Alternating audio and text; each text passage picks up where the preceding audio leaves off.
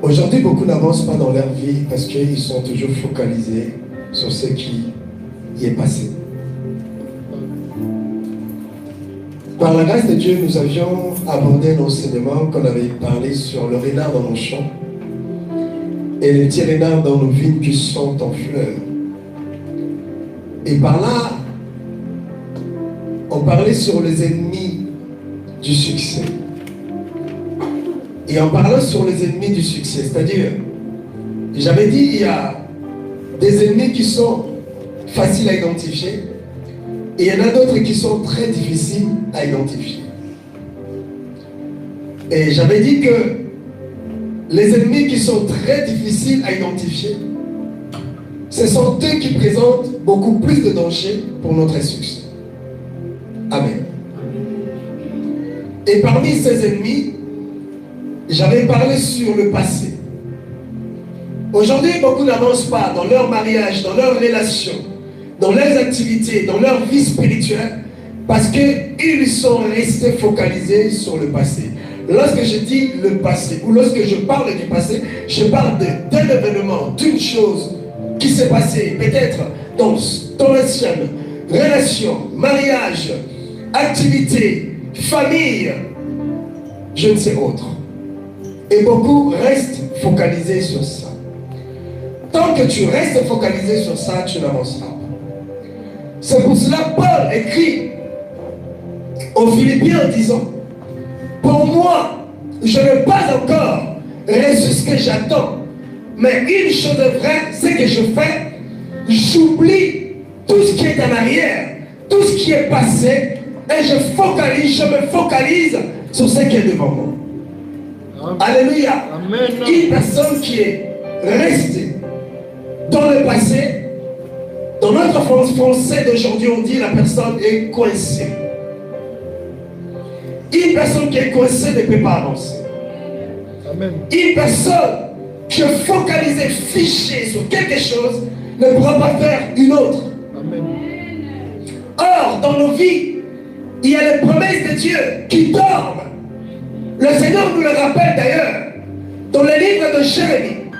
Je connais le plan, je connais le projet que j'ai sur toi, le plan de bonheur, le projet de bonheur, un nom de malheur, un nom de souffrance, un nom de disette, un nom de la solitude, mais un projet de paix, un projet de bonheur, un projet que tu témoigneras, tu diras que tu es vivant, un projet que tu te lèveras et tu crieras que gloire à Jésus.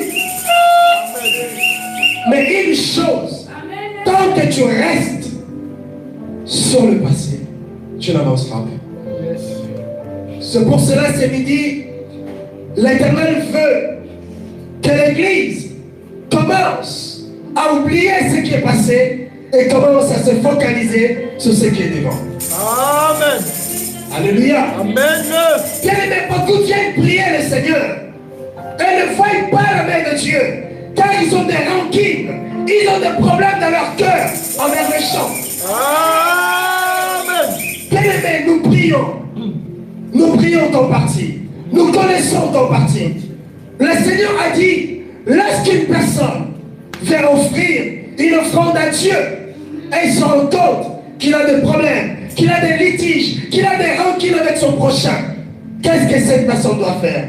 Doit déposer d'abord son offrande, aller réparer avec son frère. Amen. Et ensuite qu'il vient chercher le Seigneur. Alors qu'aujourd'hui, nous venons prier le Seigneur, mais dans nos cœurs, il y a des personnes que nous ne parlons pas. Dans nos cœurs, il y a des personnes que nous n'hésitons même pas. Et non, dans nos cœurs, il y a des personnes qu'on a dit, oui, on ne se parlera jamais. Je ne mettons que cette chose est encore dans ton cœur, tu ne pourras pas voir la main de Dieu. Amen. Voilà pourquoi nous prions. Comme Paul a dit, vous priez beaucoup, mais vous ne recevez pas. Vous demandez, mais vous ne recevez pas. Il faudrait que ce matin, quelqu'un commence à pardonner quelqu'un dans son cœur. Amen. Le pardon n'est pas synonyme de la faiblesse. Christ a appris à l'église le pardon. Bien-aimé, le pardon, c'est l'amour. Le pardon demeure éternellement. Bien-aimé, grâce au pardon que tu vis, bien-aimé dans le Seigneur, le pardon n'est pas terrestre, mais le pardon est céleste. Ça vient d'en haut. Le pardon vient de Dieu, car l'homme de sa propre force ne peut pas pardonner, ne peut pas oublier. Mais grâce à l'aide du Saint-Esprit et à la puissance de la parole, cela peut devenir possible. Les dieux qui te sécurisent, les dieux qui te protègent, les dieux qui veillent sur toi, notre Dieu nous a parlé à Horeb. Nous a parlé lorsque nous étions encore là-bas, dans le combat, dans le bataille, dans les difficultés, dans la souffrance, dans l'humiliation, dans la honte, dans le chômage, dans la maladie, dans l'épreuve. Dieu nous a parlé En disant, il a dit, vous avez assez vous avez assez demeuré sur cette situation. Amen. Tournez-vous et partez. Tourne-toi et pars. Alléluia. Amen. Alléluia. Amen. Tu as assez demeuré dans cette situation. Dieu t'en a parlé il y a un moment.